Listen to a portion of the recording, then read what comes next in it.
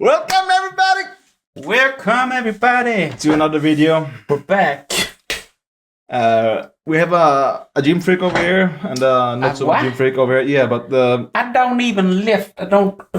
we're gonna see at what age do you peak and have any estimations? I'd say Any what? estimations. Like if you were to guess, I would guess around 30 to 35 is when you like you physically peak. At what age do you peak? I think if you're thinking physiology and hormonally, it's around the age of 25 to 35. 12. Because after the age of 30, 5 years. testosterone goes down. 5 years. Goes down, but I'd say 25 to 30. Okay. But I think the percentually, the testosterone goes down after 30, they say. But I think it's very individually, because based on the sport you're playing in like natural bodybuilding that I compete in, you get better after like the age of 30. Yeah, but we're talking about. But if you're talking every other sport, I think it's very general peak performance. It's contextual to that sport. Yeah. But usually, yeah, if you're younger, usually you're better. Not too young, of course. Let's get into it, man. Need repetition. What would happen if Usain Bolt raced against himself? This is 21-year-old Usain Bolt. He's competing against 31-year-old Usain Bolt and other Usain Bolts in between. Cool. Oh, that's Who wins? actually cool. Wow. It's a lot of bolts.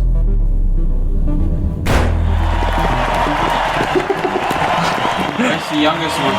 Why is it so awkward to run? Where's the youngest? I think the youngest one is 21 years old. Why is he the slowest?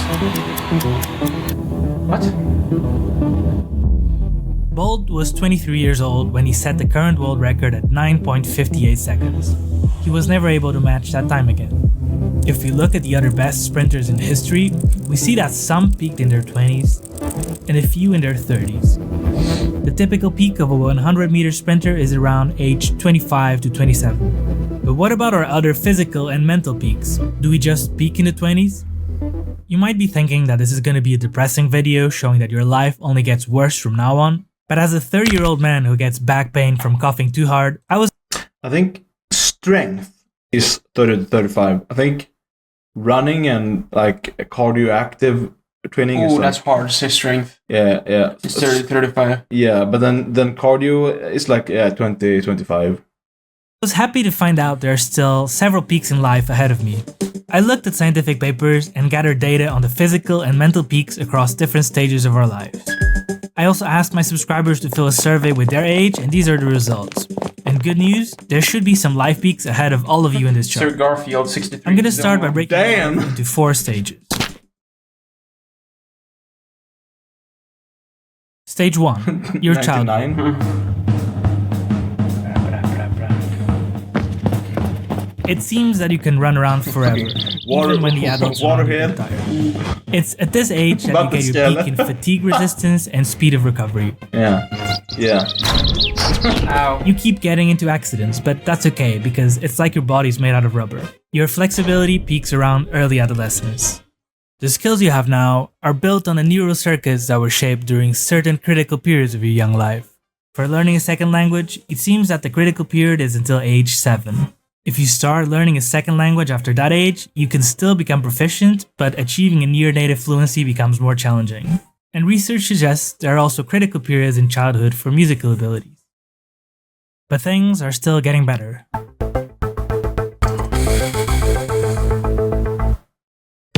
Enter your 20s. Where's your walk? Life's good.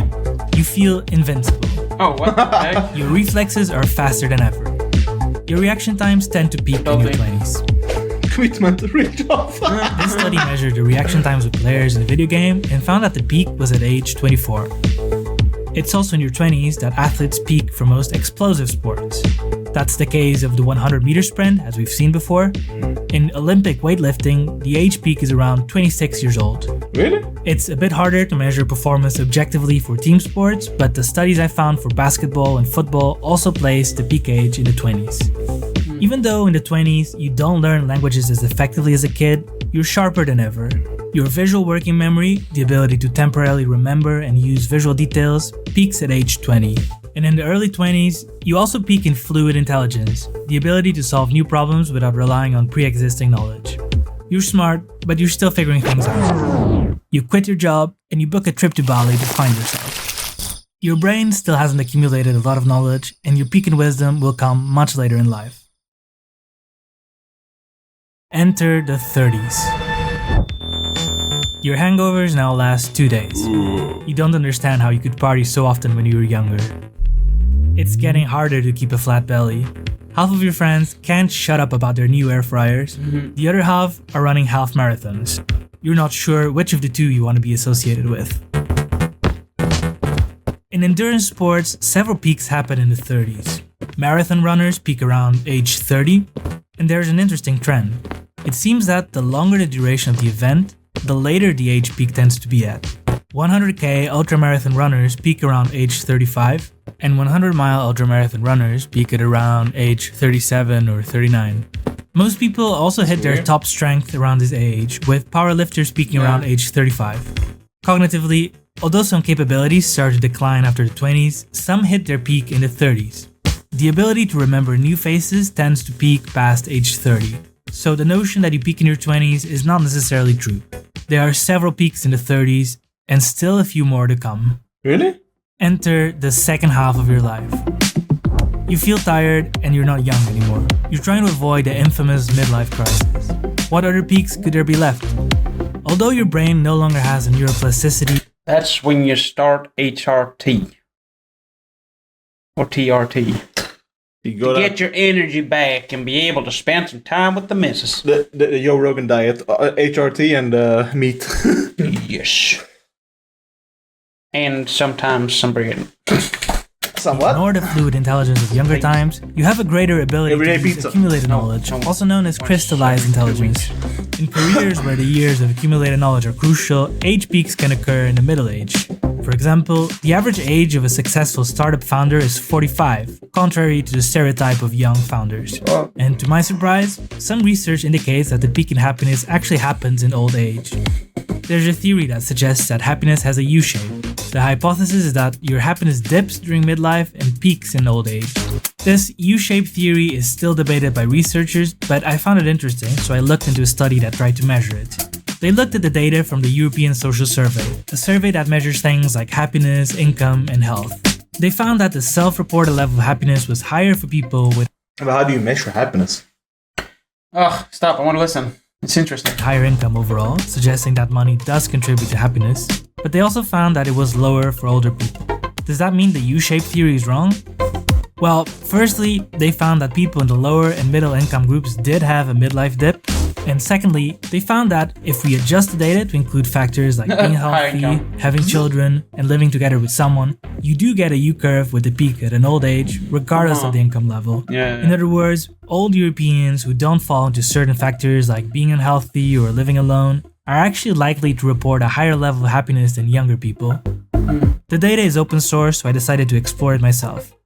If we plot the age on the x-axis, income on the y-axis, and the self-reported level of happiness on the z-axis, we get this picture. Self-reported happiness. As the age increases, the spread in happiness between different income groups increases as well, suggesting that income matters less when you're young, and we can see the midlife happiness dip for people of lower and middle incomes.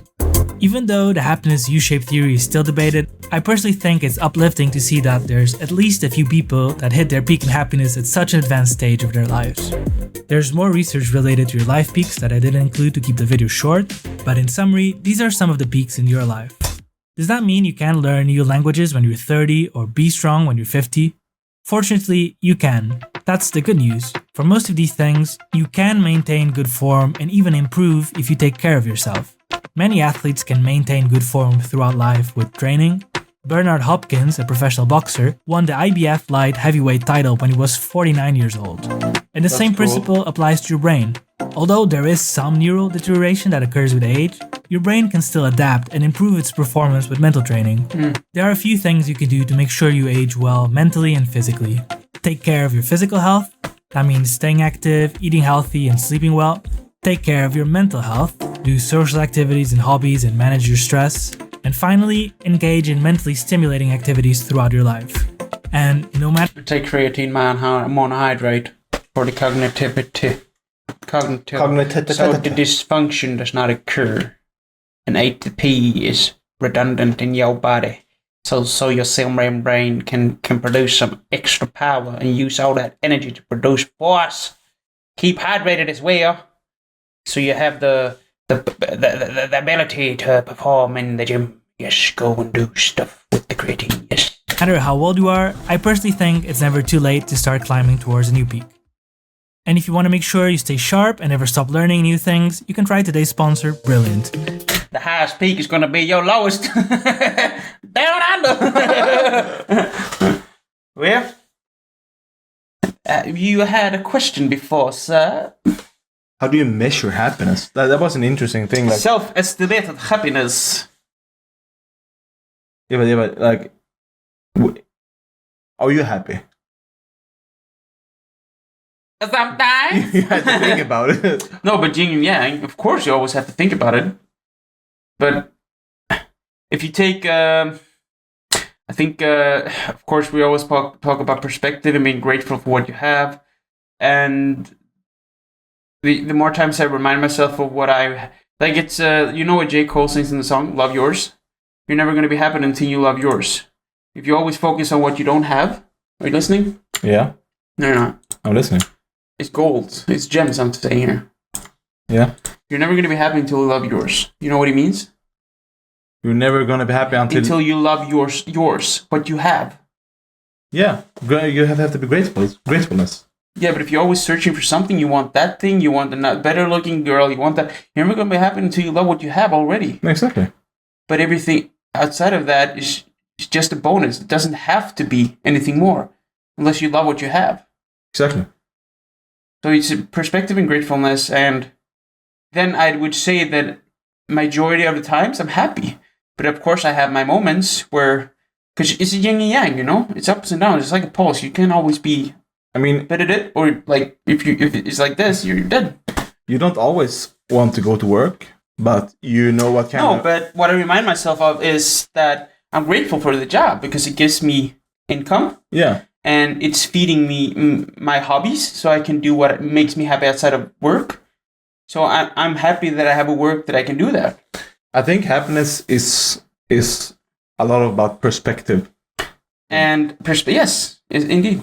It's like 99% perspective. Yeah, but I think the people with the highest incomes that get it later in life is when they realize that their health is being affected. Yeah. So that's where even with a high income, because I think when you don't have that and you have to work, you're focused on that. But when you have the income, you have the financial security, you don't really have to focus on everything else. You can only focus on doing what you enjoy, perhaps, unless you have to work. But then perhaps you're doing something that's fulfilling you.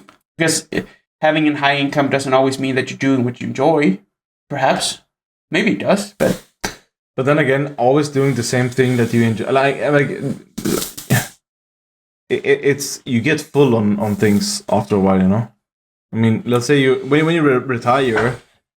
I mean, in my mind, I would like to sit and game all day, but I know that that's going to get extremely boring if I do that for 2 weeks. Then I need to do something else.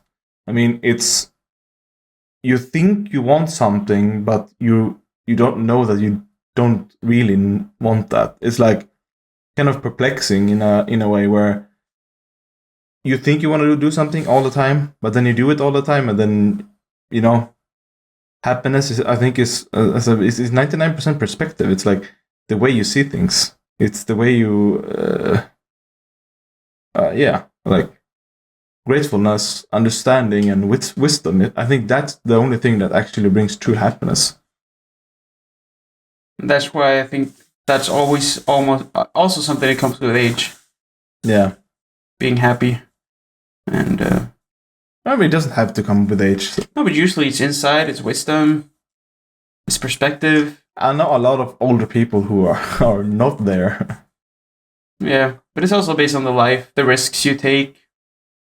if you actually live life, and I think a lot about life is about taking risks that scare you and doing uncomfortable things, but that's because that's going to teach me. That's the motto that I live by, and it's not like my comfort zone, and trying to really like take risks, and whatever I enjoy doing, but that scares me, I have to do because it's going to teach me something, even if I fail at it. Yeah. Like singing and standing on stage. That's really hard for me. Or standing on stage. In your underwear? No, not singing. Yeah, and standing on stage as a natural bodybuilder and competing, which I've done for 10 years. Like all of that, it's scary as fudge. But after I've done that, repetition, it's not as scary anymore. No.